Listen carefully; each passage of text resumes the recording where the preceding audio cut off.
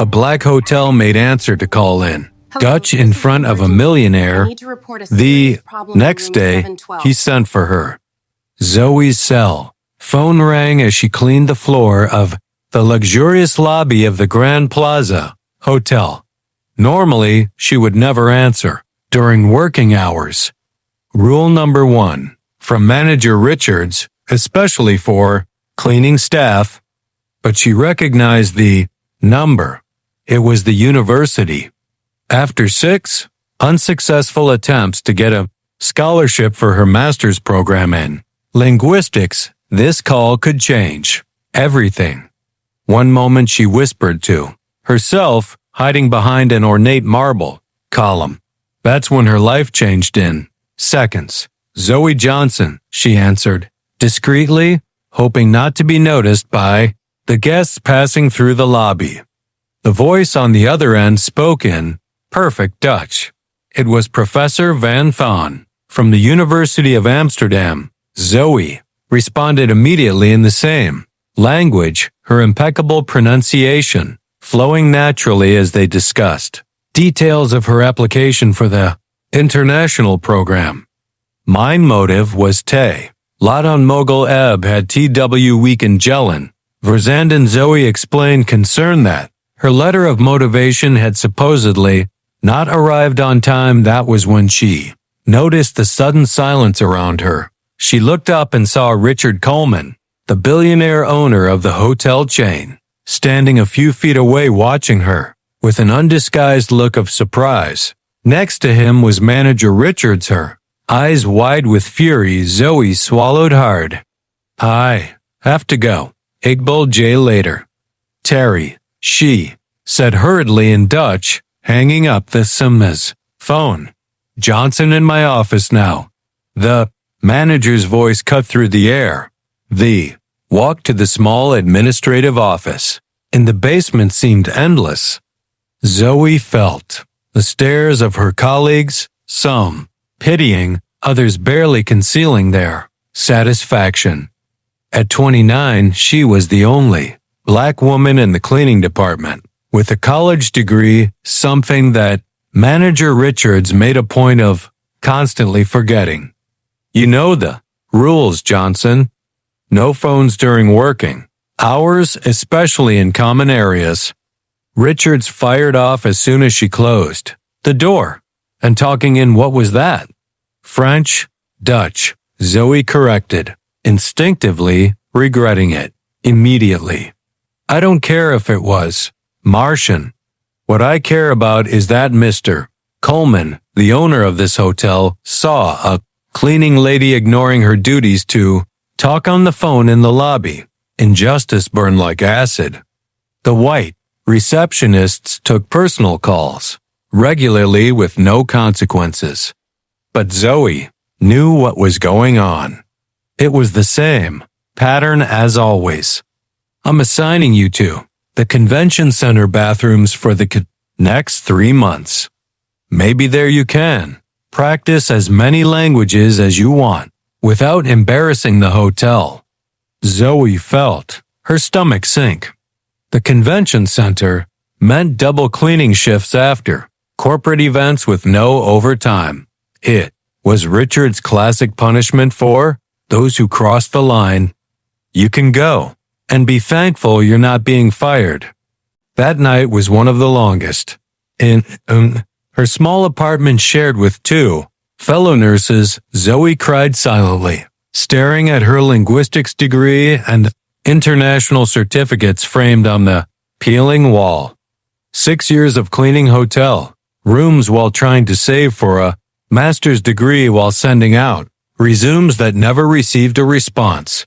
After in-person interviews, the next morning she arrived early, determined to show professionalism despite the injustice. That's when the phone at the front desk rang. Zoe Johnson called Jennifer, the head receptionist.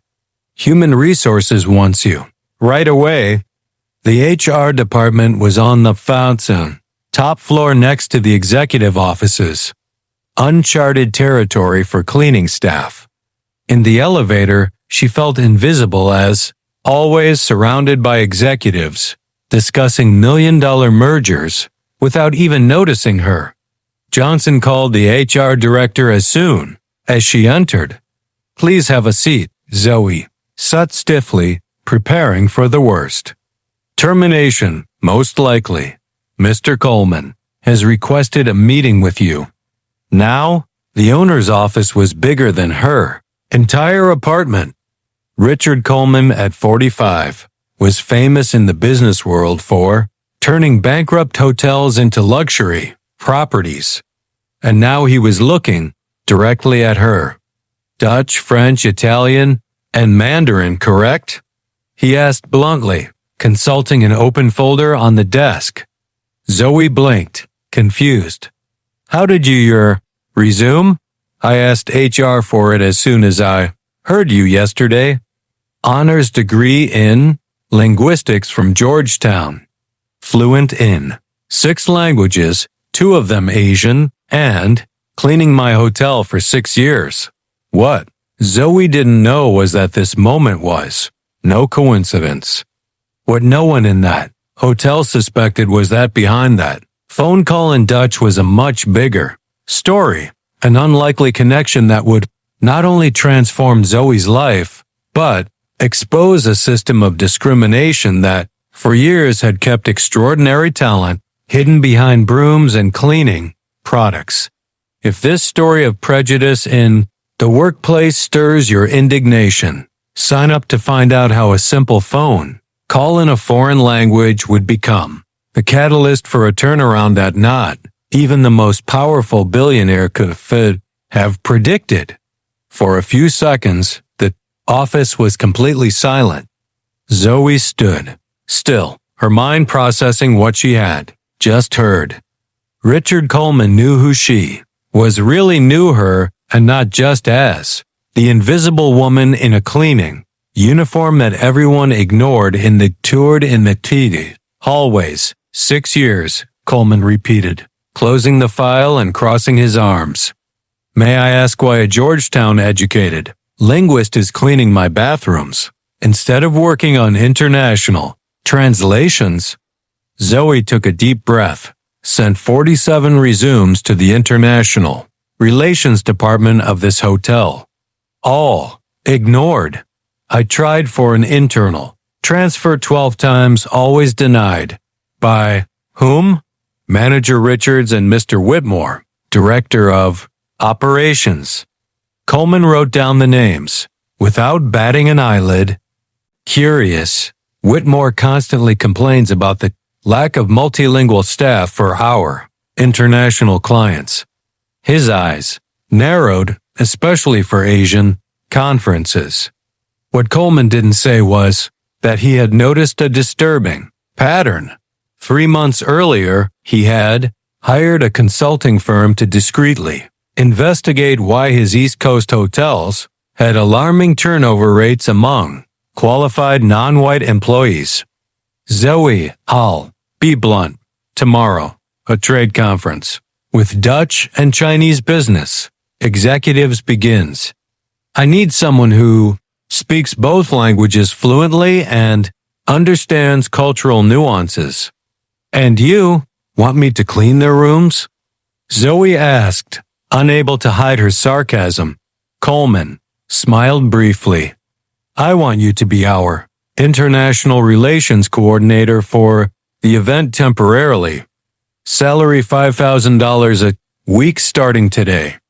Zoe almost dropped her purse. It was more than she earned in 3 months. "Why me?" "There are hundreds of qualified candidates." "Because I heard you speaking Dutch like a native." "Because you have the qualifications I need, and because I suspect there's something very wrong going on in my company." An hour later, Zoe stepped into the elevator with a new badge and full access to the hotel systems.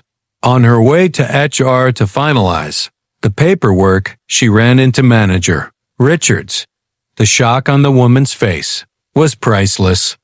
"Johnson, what are you doing on this floor without a uniform? Working, Ms. Richards, International, Relations Coordinator at the direct request of Mr. Coleman. Richards visibly appalled. Impossible. You don't have the qualifications to Georgetown.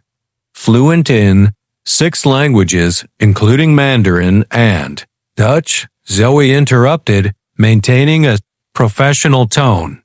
My resume has been in the hotel's files for 6 years along with my 12 transfer requests.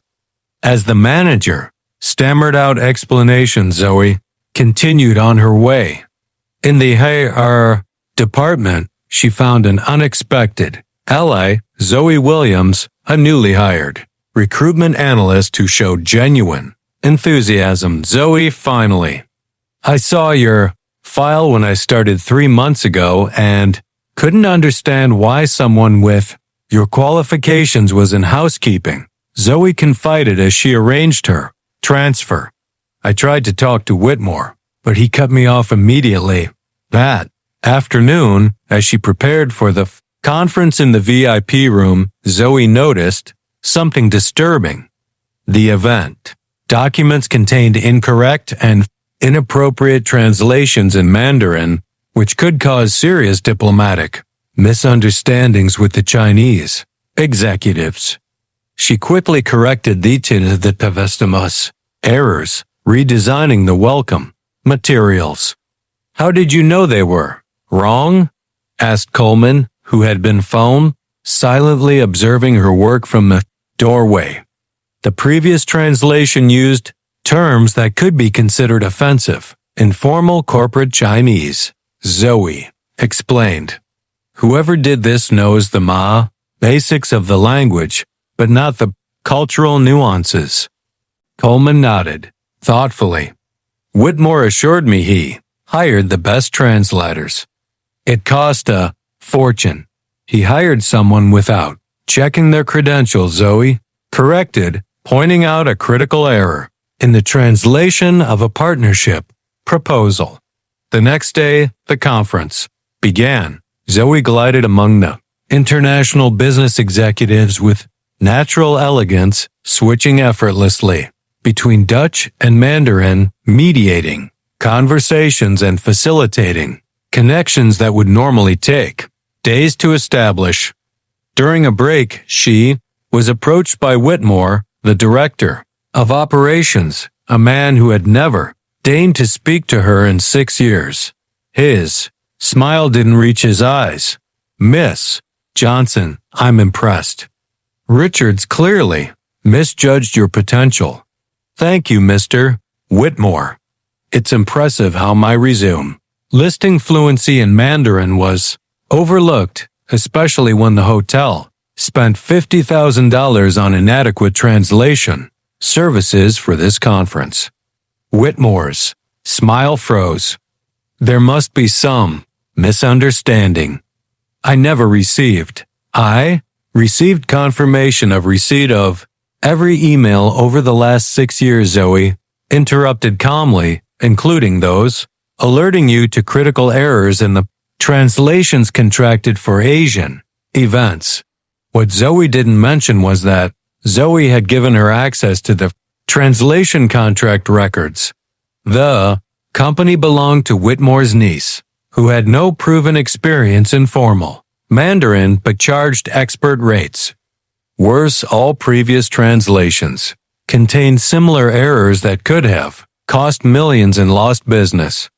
On the third day of the conference, something unexpected happened. One of the Dutch businessmen recognized Zoe. Wait, aren't you the student who wrote that brilliant article on linguistic variation in International Business published in the TIDS Journal of Applied Linguistics? Zoe confirmed, surprised to be recognized. I've cited your work at 2 conferences. The man exclaimed, calling colleagues over to meet her. Coleman watched from afar, noticing how Whitmore seemed increasingly uncomfortable.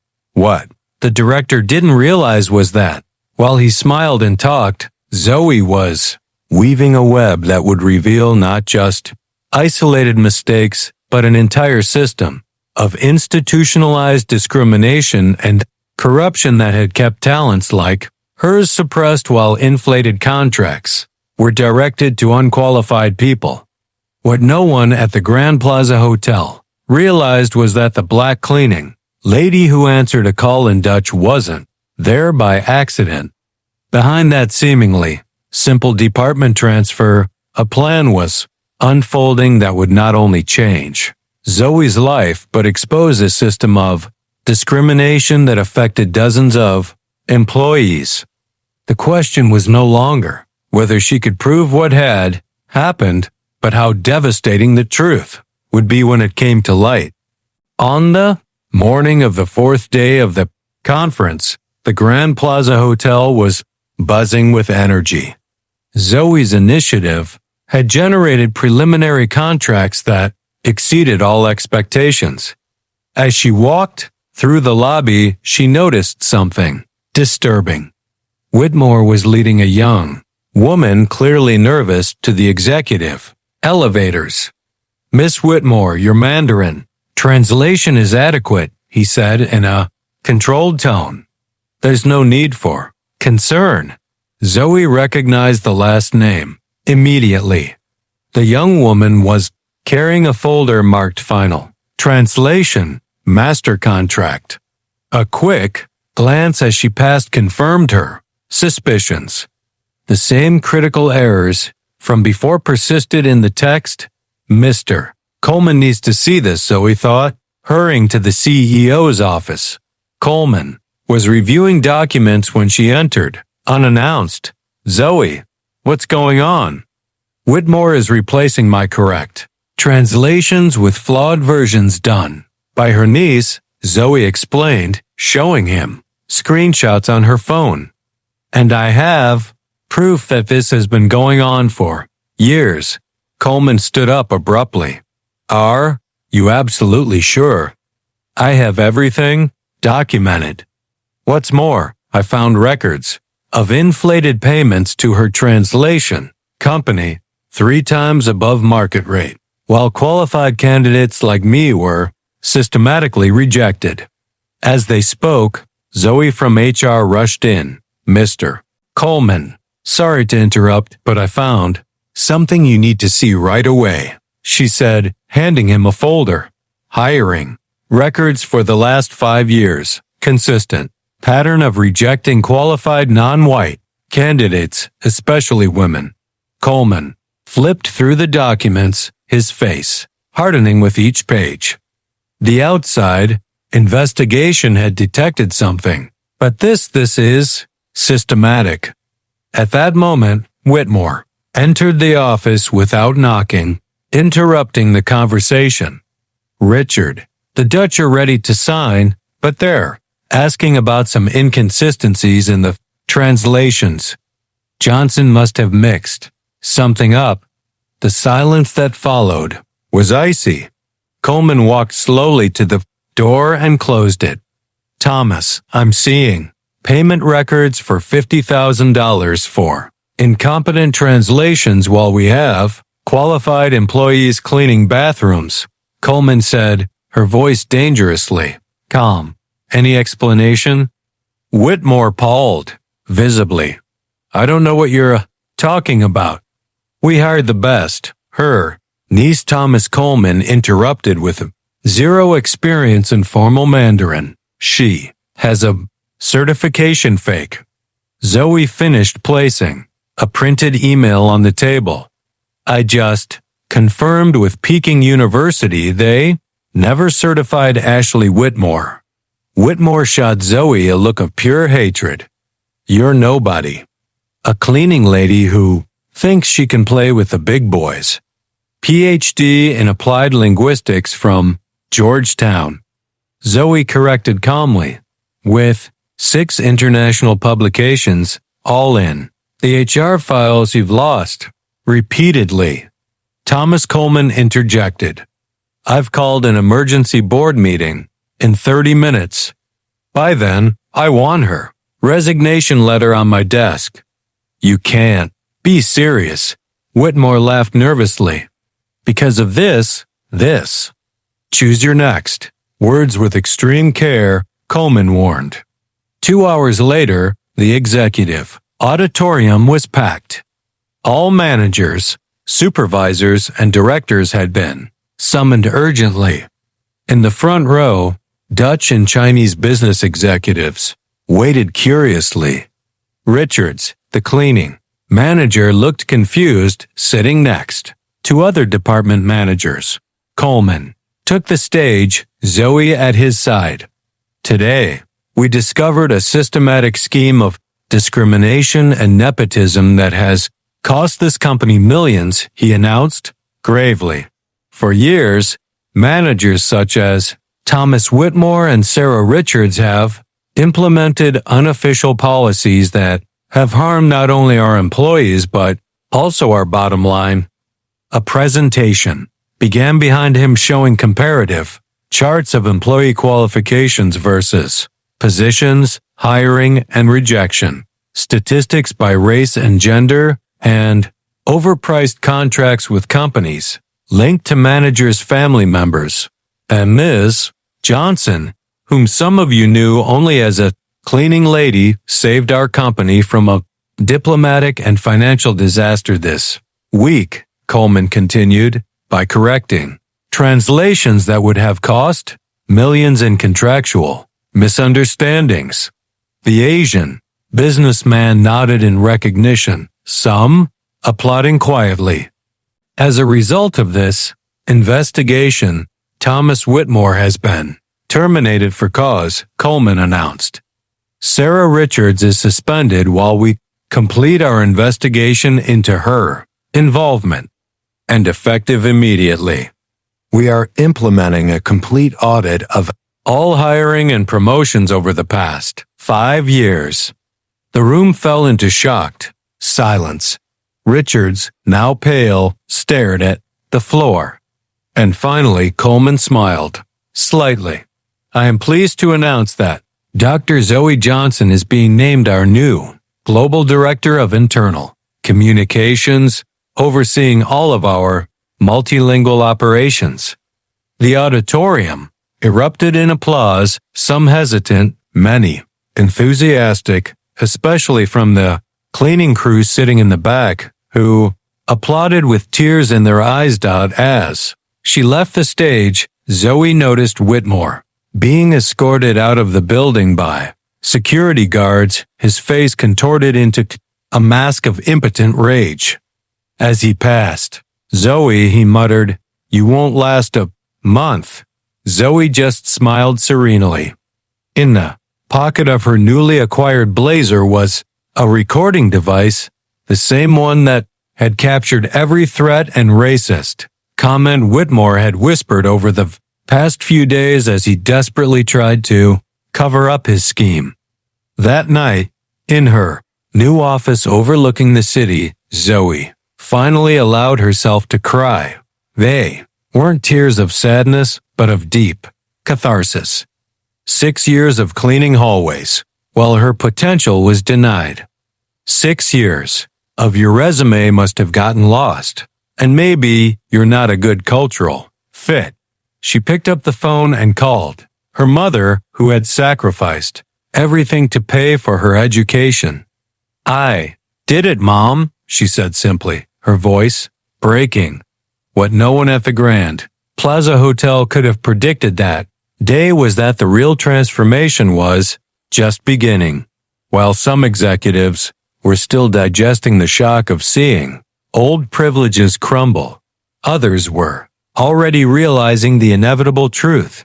True talent, when finally unleashed, not only corrects past injustices but completely redefines the future. Fall of Whitmore and his discriminatory scheme was only the first chapter in a complete overhaul that would shake the foundations not only of that hotel, but of the entire American hotel industry. And it all started with a simple phone call in Dutch. 6 months had passed since that fateful day when Zoe answered a call in Dutch in the lobby of the Grand Plaza Hotel. What had once been an isolated case of personal justice had turned into a silent revolution in the American hotel industry. Zoe's office on the 32nd floor now overlooked all of Manhattan.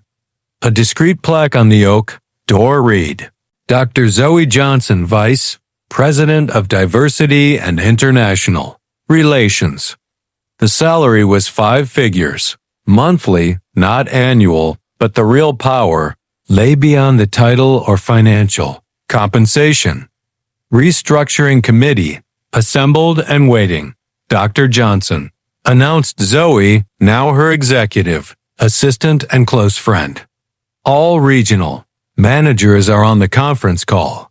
Zoe nodded, taking a deep breath before entering the conference room where Richard Coleman and the board of directors were waiting for her. It was the day of the final presentation of the Invisible Talents Program, a personal initiative Zoe had developed to identify and promote qualified employees who were systematically overlooked throughout the hotel chain. The results of the pilot program have exceeded all of our expectations, Zoe began, presenting the numbers on the screen.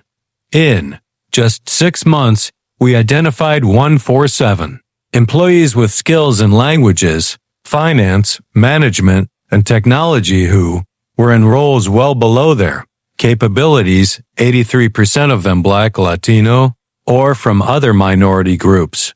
Coleman nodded approvingly. The program had been his first demand when accepting the Chivikin Somazema promotion, not just fixing his individual situation, but changing the entire system. Most impressive, Zoe continued, is the financial impact.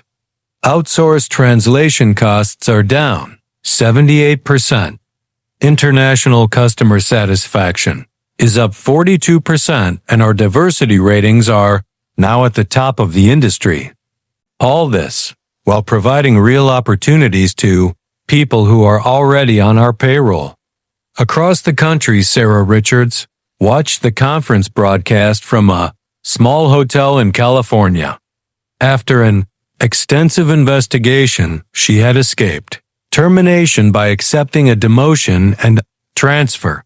Now she managed the laundry at a second-rate property, a daily humiliation for someone who had once rejected talent based on prejudice. The next expansion of the program will include an internal mentoring system, Zoe explained. Each promoted talent commits to identifying and supporting other employees with potential. Thomas Whitmore was not attending the conference. After his dismissal, no luxury hotel would hire him. Allegations of systematic discrimination and embezzlement had permanently tarnished his name in the industry. Rumor had it that he was now working as a night manager at a roadside motel in Arizona. His niece Ashley had to return all her inflated payments, complete a professional ethics program, and was now studying Mandarin, ironically, with a Bassett scholarship created by the Coleman Foundation for Inclusive Language Education. In closing, Zoe said, turning directly to the camera that broadcast to all properties in the chain, I want to share something personal. She paused, letting the silence fill the room. When I was little, my mother worked as a maid in a hotel like this one. She had a college degree, but she never got a job in her field. She always told me, Zoe, no matter how much they try to make you feel invisible, your worth is not dependent on their recognition. Zoe took a deep breath, maintaining her composure. My mother passed away, believing that some doors would never open for people like us. She never lived to see this moment, to see that her sacrifice was worth it. Across the room, several executives, many newly promoted, through the program, wiped away tears, discreetly. The true power of a company isn't how much it makes, but the potential it unleashes. For decades, the hospitality industry, like so many others, buried extraordinary talent under service uniforms, assuming that people of certain colors, accents, or backgrounds were only fit for invisible roles. Coleman stood up, applauding, followed by the entire room and hundreds of employees watching remotely. Later that day, Zoe received an envelope in her office. Inside was a postcard from Amsterdam and a letter from a university of applied linguistics offering her a position as a visiting professor.